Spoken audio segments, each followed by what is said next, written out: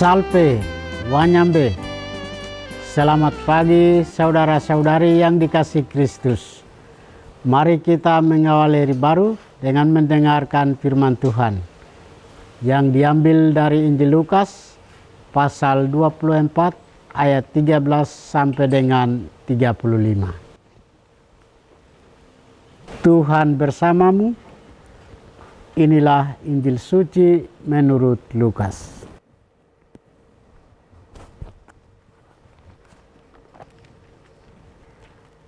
Pada hari itu juga dua orang dari murid-murid Yesus pergi ke sebuah kampung bernama Emmaus yang terletak kira-kira 7 mil jauhnya dari Yerusalem. Dan mereka bercakap-cakap tentang segala sesuatu yang terjadi. Ketika mereka sedang bercakap-cakap, bertukar pikiran, datanglah Yesus sendiri mendekati mereka, lalu berjalan bersama-sama dengan mereka. Tetapi ada sesuatu yang menghalangi mata mereka, sehingga mereka tidak dapat mengenali Dia. Yesus berkata kepada mereka, "Apakah yang kamu percakapkan sementara kamu berjalan?" Maka berhentilah mereka dengan muka muram.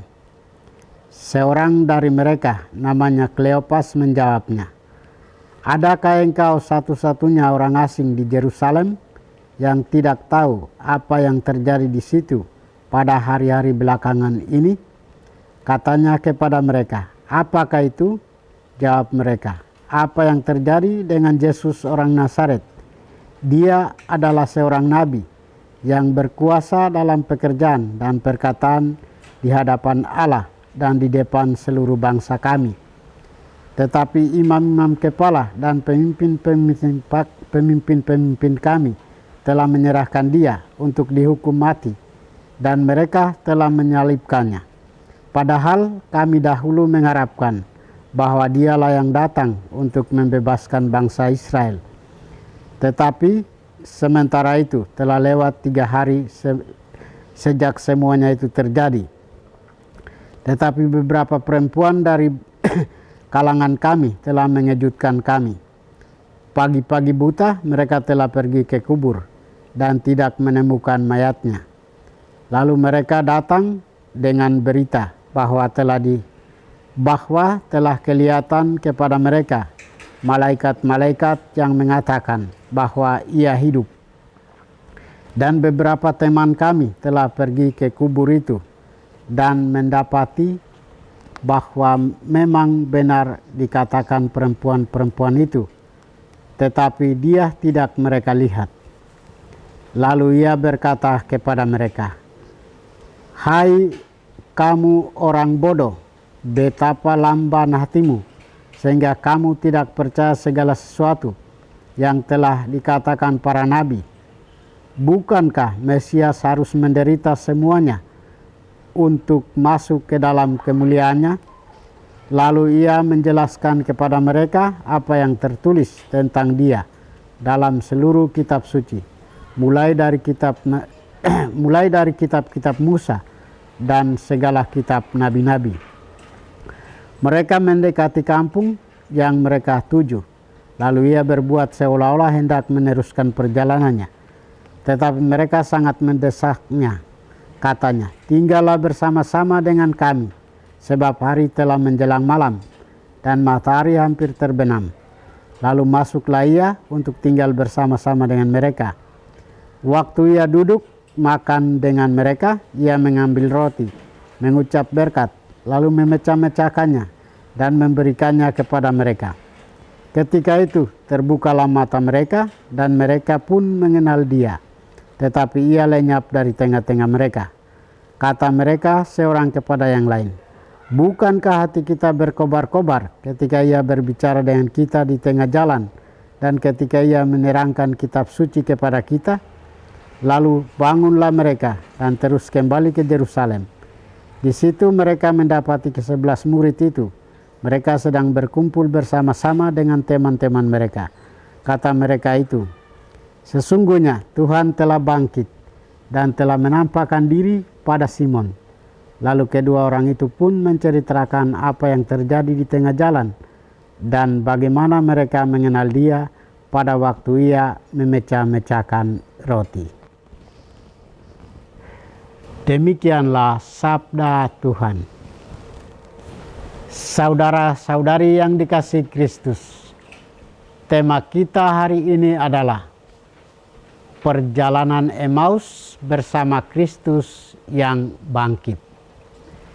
Injil hari ini mengisahkan kisah dua orang murid Yesus, yaitu Kleopas dan seorang murid lainnya yang berjalan menuju Emmaus dengan hati hancur karena kecewa atas wafatnya Yesus Kristus.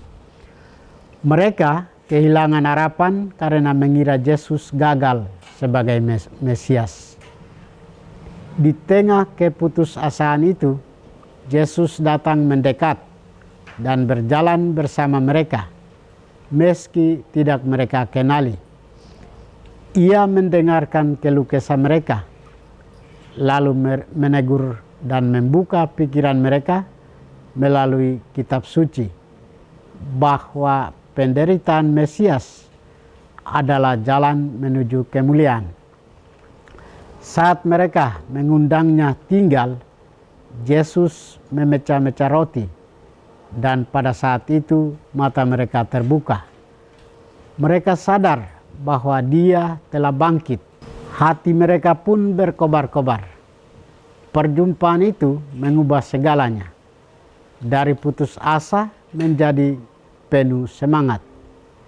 Mereka dengan sukacita kembali ke Yerusalem, berjumpa dengan rekan-rekannya, dan mereka saling berbagi sukacita atas kebangkitan dan penampakan gurunya di tengah-tengah mereka. Saudara-saudari terkasih, bagaimana dengan kita? Yesus tidak hanya bangkit di kubur yang kosong. Dia bangkit di tengah jalan kehidupan kita yang penuh debu dan kekecewaan. Dia berjalan bersama kita, bahkan saat kita merasa sedang berjalan ke arah Emmaus yang salah. Kita sering kali kecewa dan pulang kampung, yaitu kembali ke dalam situasi hidup yang lama. Tetapi kisah perjumpaan Yesus dengan para muridnya ke Emmaus ini mengajak kita untuk bangkit bersama Yesus yang memperbarui hidup kita.